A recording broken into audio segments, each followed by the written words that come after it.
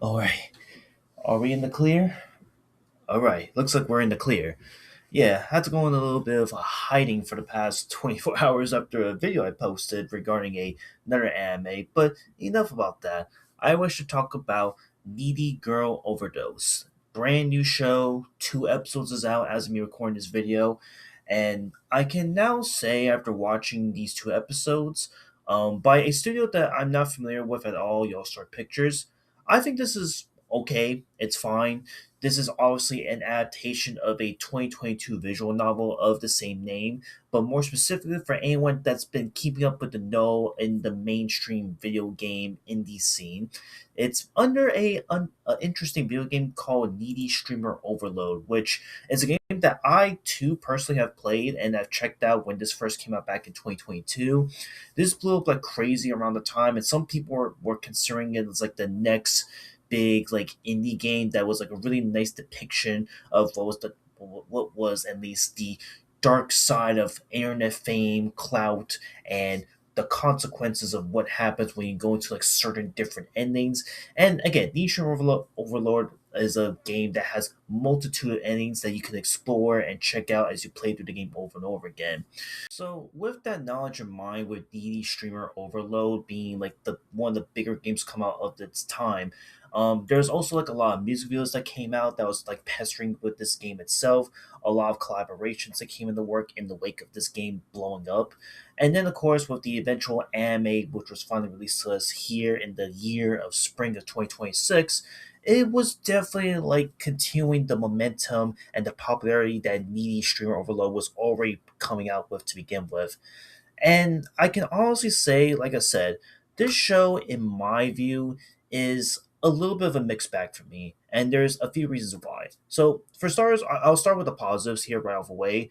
I do like the characters. I like how our main girl, the one that we come to love with, with Kawaii Angel, is still there. She's still popping. She's still showing her stuff. It seems like in this scenario, in this potential alternate universe, this is now her where she was finally able to make it big. She's now a multi-million streamer, what have you, and she basically is now like taking over the world. So I'm assuming she's we're in that era where like she basically has full control over the world, over everyone's influence and what have you. And the only person that's able to make sure that she's kept like sane at the end of the day, despite her massive popularity, is Pichon. Which, if you recall from DD Streamer Overload, Pichon was essentially you, or a depiction of you that's making sure that she's taken care of, that she is fully balanced in terms of her mental and physical health. And I think they did this so far. I think that the picture this so far is really good. I don't think they're really like showcasing it too much though, if that makes sense. It feels like we're getting like little tiddlywinks of it, and I gotta say, main criticism right off the bat, we don't get a lot of like of K Angel throughout these 2 episodes, in my opinion. Like we're getting like sprinkly tidbits of it like throughout these 2 episodes so far, but nothing diving into like what she's going through right now in her personal life, or her numerous instances of where she is with P-chan, if that makes sense. Like we'll get like little like maybe like 2 3 minute snippets of our main girl here, and then that's about it. And in this show, for some interesting reason, again, I don't know much. Again, I haven't read the visual novel itself, but there are other characters in play here that were actually being focused on, from a golf character with Michika Gokubura to the poison Dumpa girl, purple lollipop, Nechika Sama, and then another character who's simply named Kachi or Kashi or Kache. I don't know, but either way, it's focused on like 4 other supporting characters that I am like also interested in, but I'm also questioning like, okay, how does this play a role in the Needy Girl Overdose lore? Because I thought it would be, again, when looking into this anime, I thought this would be like one to one adapting the video game itself, and it would be like, again, maybe taking that concept of like, okay, video game adaptation, here's all the different endings, different scenarios, and it's now animated to full glory, and here you go. But it's not really doing that right now. It seems like it's trying to like do like some kind of like really um I guess you could say it's turned into like an original story where it's now like a competition where these characters, these supporting characters, are now out against K Angel, and they want to be able to like rival her in a way to surpass her in subscriptions and streams, etc.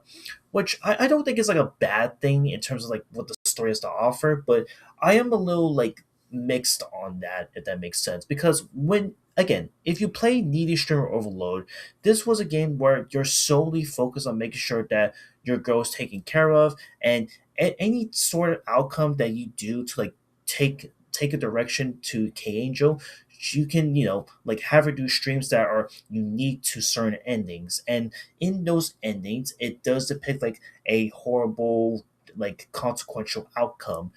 And I was hoping we get something like that, if that makes sense. Again, I'm a little skeptical about this at the end of the day. And again, the story is a little bit fragmented. It isn't like really clear as well. But my only hope and prayer about this, like as I wrap this up, is that I'm hoping it does not become like what happened with the Demo movie that also came out back in 2022, which again, Demo, Memorial Keys, the movie. This movie, again, such a disappointing movie to come out at the time, because not only was it like adapting one of, if not one of the most iconic like mobile video games out there, but it actually butchered the Demo franchise as a result of this movie coming out, at least in my opinion. So I'm hoping it doesn't dive into Demo territory, but as of right now, from these two episodes, I am liking it. I'm enjoying it. The music is really good, still bumping. The animation is not too bad. It's not the worst thing I've seen, but I know it can be a lot more better, a lot more spruced up. There are moments where I'm getting like a hint of like vaporwave in some of the background shots, especially with today's second episode.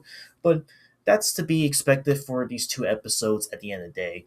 So yeah, Need a Girl Overdose. It's not bad. I'll definitely check out the show all the way through, and we'll see how this pans out at the end of the day. Hopefully, I get a clear understanding like what the story is, because right now I'm getting like fragments of a story that's there, but it's not there at all. If that makes sense. So yeah, that's it. Just wanted to be around, talk about this a little, and I'll see you on the next one. Later.